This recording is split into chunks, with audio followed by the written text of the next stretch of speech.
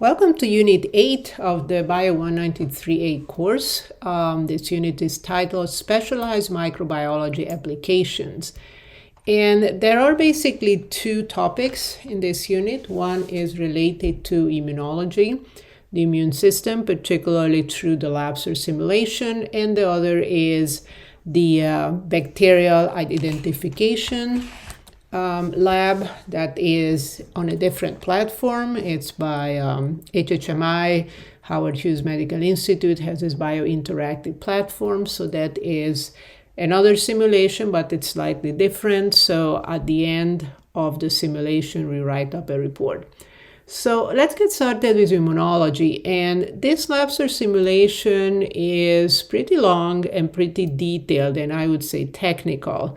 On the other hand, it is very, I would say, useful, especially if you're also studying for lecture, and it's going to walk you through pretty much most, if not all, components of the immune response. So let's see what are the most important parts of this. First of all, that there are different lines of the immune system or lines of defense, let's put it that way, the first, the second, and the third. And then that first line is going to be basically physical and chemical barriers such as skin, mucous membranes, moving liquids, and so on. Then we have the second line of defense, which is going to be what we call the innate immune system. So we have actors such as phagocytic cells, particularly macrophages. We have inflammation, fever, and it also references to chemicals. They mention interferon, which is a very important antiviral agent. And actually, interferon is used as a medication. So you may have seen medication, especially to treat, obviously, viral diseases with some name that ends on ferron, and those are going to be varieties of interferons. There are several types of interferon. And last but not least, the third line is adaptive immunity, and this is the one that is based on lymphocytes, T lymphocytes and B lymphocytes, with B lymphocytes being responsible for production of antibodies, and that's what we call the humoral response, and then T lymphocytes with the cellular response. Okay, so the barriers are pretty straightforward. Also in the simulation, it walks you through the different organs and the immune system, and as I put it in the study guide, you want to be sure that you are clear of where they are and what they do. So all immune cells come from the bone marrow, what we call the red bone marrow. And some cells so T cells specifically get their maturation in the thymus. So the red bone marrow is an organ of the immune system. The spleen is like a repository, a storage site for all kinds of immune cells and also red blood cells. The thymus is this training ground for T cells. Then we have lymph node, lymphatic vessels, and there are references also for some structures that are located in strategic places. So for example, Peyer's patches are located close to the gut, and then we have the tonsils, a number of different tonsils that are in the throat. And these are locations where a large number of microbes can enter. So the throat, anything coming either through the respiratory or the mouth can come in, and the gut, obviously, anything is coming through the gut can penetrate. So that's why there are these special outposts of the immune system there. So the innate immune responses, again, there are a number of defenses. Phagocytosis is the most effective mechanism. The two most common, I would say, or most effective phagocytic cells are macrophages and neutrophils. Macrophages are cells very related to monocytes, so it's kind of unclear if monocytes actually go into the tissues and become macrophages, or if it's just to different cell types that are just very similar to each other. But in any case, monocytes are in the blood, the macrophages are in the tissues, and then neutrophils, which is the largest white blood cell type, in largest number. They are very good at phagocytosis and particularly handling bacteria. So you may have heard the word leukocytosis, and which means that there is a large number of leukocytes. And when you look at a blood differential count and you see a large number of neutrophils, you can assume that this is related to a bacterial infection. Then we have NK cells. That means the natural killer cells. They are also a type of lymphocytes, but different from the B and T lymphocytes that, as we will see, they have these special receptors in order to recognize the antigens, where NK cells are going to look for cells that are slightly different, and that can include virus-infected cells and even tumor cells. The complement system is a group of plasma proteins. They tend to act like the clotting cascade.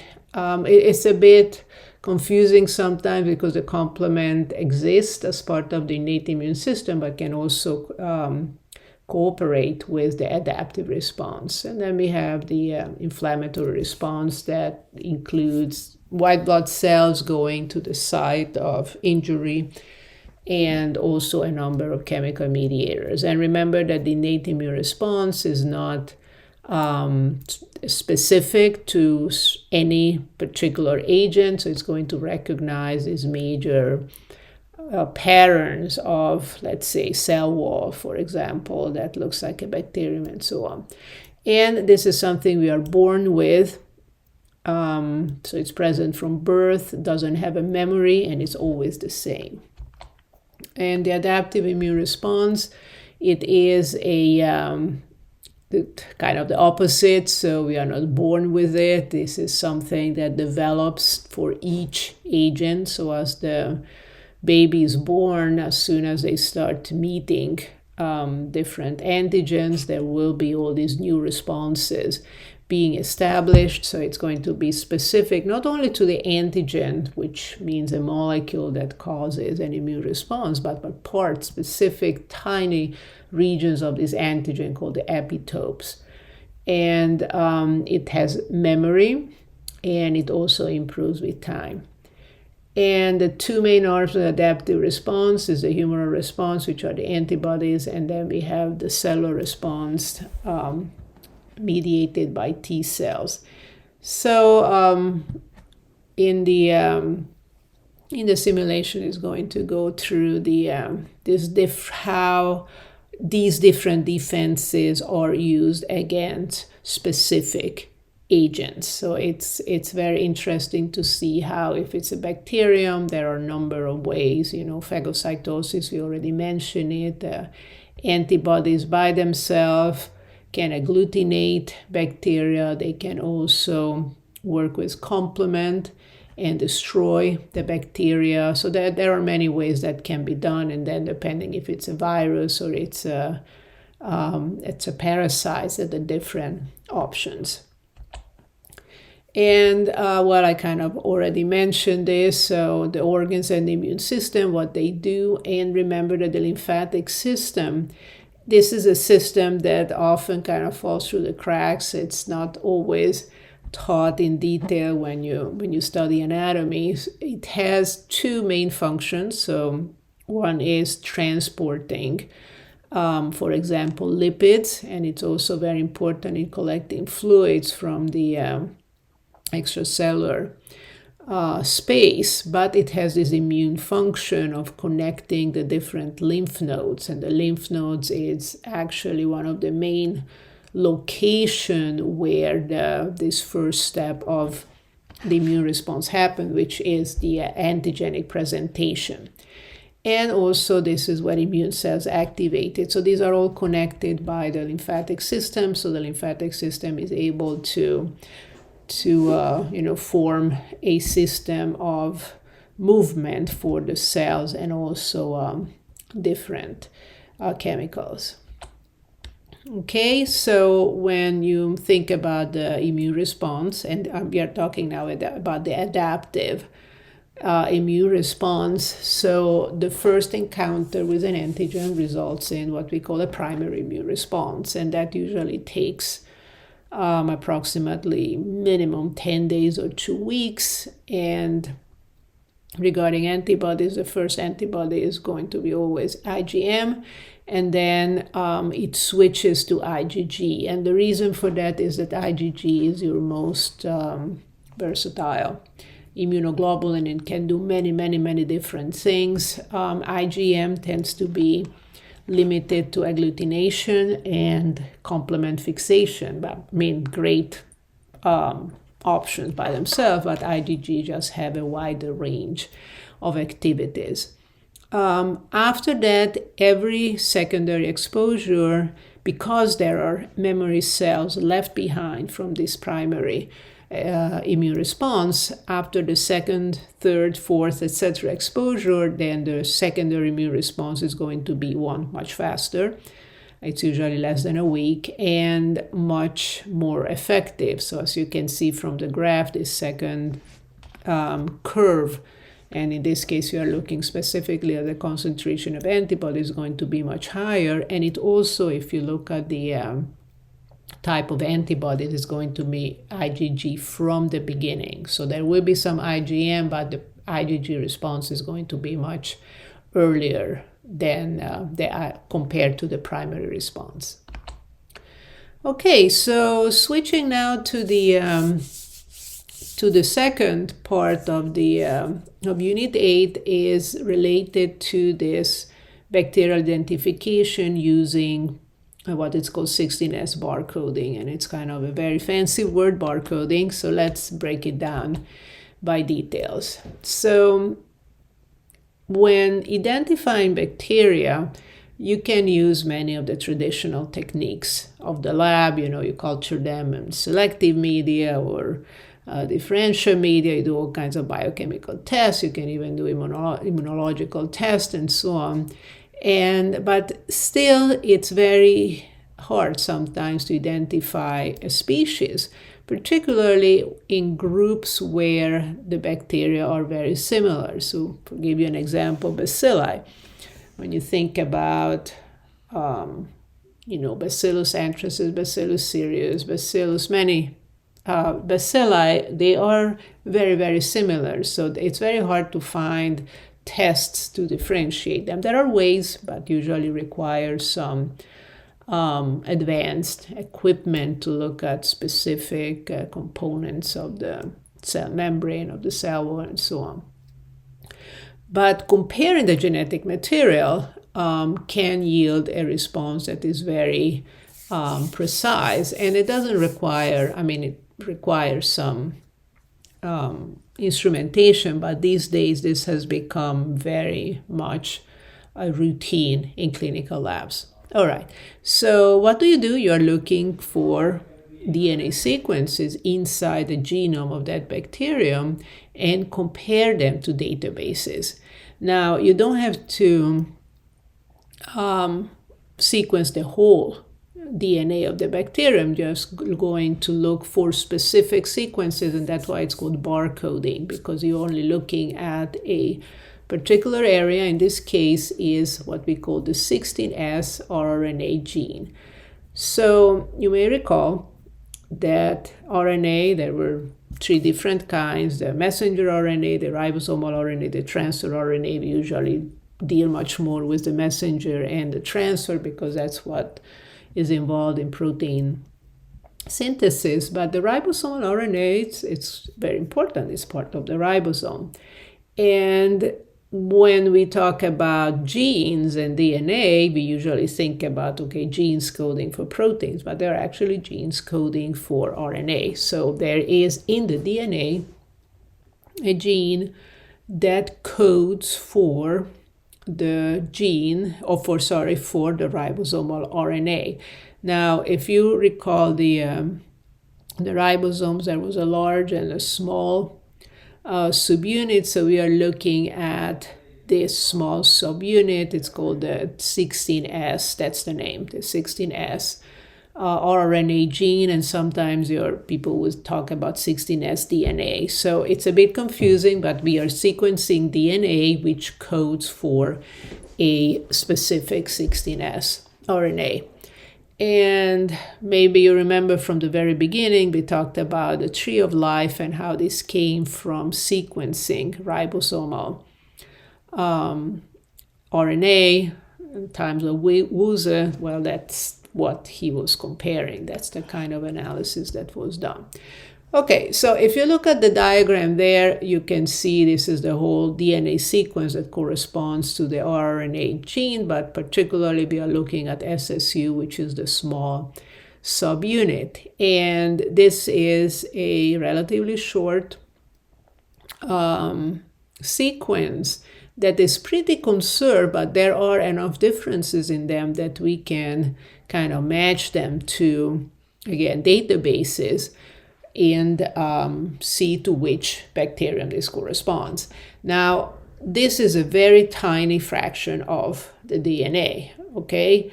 So if you take just the DNA from the bacterium, it's very hard to sequence only that little particular piece. So for that reason, you want to make a lot of copies of that particular region so it's easier to sequence. Okay, so again, looking back, you may recall the process of copying the DNA replication. So what PCR does, or this amplification reaction does, is the same thing. It's basically the same process of replicating DNA, and it uses a DNA polymerase, and this is particularly a DNA it uses DNA as a template. So, but it is a little bit special, or not a little bit, it's quite special. So this polymerase, called the Taq polymerase, is a polymerase that can remain active even at high temperatures. And it was isolated from, I think it was Yellowstone, from a hot spring from Yellowstone. So Taq means Thermophilus aquaticus, so Thermophilus, thermophile, likes hot.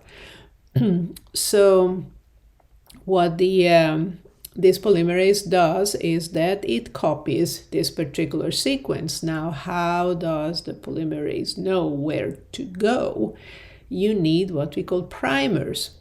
Now, primers are going to act like little bookends to the reaction of the DNA polymerase, and so the polymerase would come and add nucleotides, using the DNA as a template to make these, copies of the sequence. In DNA replication that happens in the cell, normally you use, so the primers are RNA sequences. In the PCR, we are using DNA sequences. These are designed and they are just made for this reaction. The examples are, so for example, in the HHMI one, you would be using the 27F. F means forward, so that means in one end. In this diagram, I brought 1492, which is the reverse primer, which is on the other end of the sequence. I think the HHMI one has a 15 something. So it's slightly different, but there are many of these primers. Okay, the simulation is going to give you an animation of how this happens, and there are videos also to show it to you, so it's much more interesting if you see it in action. But what you need to know is that there are three phases, three steps that are repeated in many, many times, so usually minimum of 30 cycles. So the first step is called denaturation, and I think the simulation may call it like melting. So this is when the DNA is heated up so the two strands separate. And this is usually done at 94 something, or in that range, so over 90 Celsius degrees. So that is going, the double-stranded DNA separates when this happens. And then the second step is a cool down. And it's going to be in the high 50s or low 60 Celsius degrees. And what happens in this phase is that the primers will bind to the DNA. Now you may ask, why are not, the DNA strands just binding together again? Well, you add a huge amount of primer. When I say huge, there are much more primer in the mixture compared to the DNA. So there will be always enough primer to bind to the strand. And then happens elongation, and this is approximately around in the 70 degrees, and this is where the DNA polymerase comes in and sequences or copies the sequence. And again, this is happening in very short time. It's usually a minute or so, or 30 seconds, something like that. And then once the 3 steps are completed, then you have another cycle, and that way you will have an exponential growth of the number of copies made. Okay, how do we know if it worked? So there is a reference in the simulation that you check for the success of the PCR reaction by running it on a gel. So the gel electrophoresis is a procedure when you have an agarose gel. You apply the DNA and then put the gel in an electric field, and because DNA has a negative charge, it's going to migrate towards the positive pole, towards the cathode.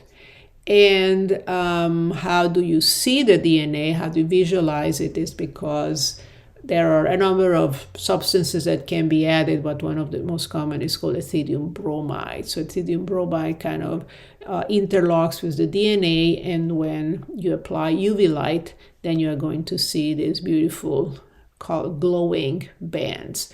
So in this picture that you see to the right, you can see 3 lanes. And on the top, you see those very bright kind of little double bands. Those are the DNA. The original DNA molecules, they are very large, so that's why they are very slow. They are not moving fast. In the gel, the smaller the fragment, the faster it moves.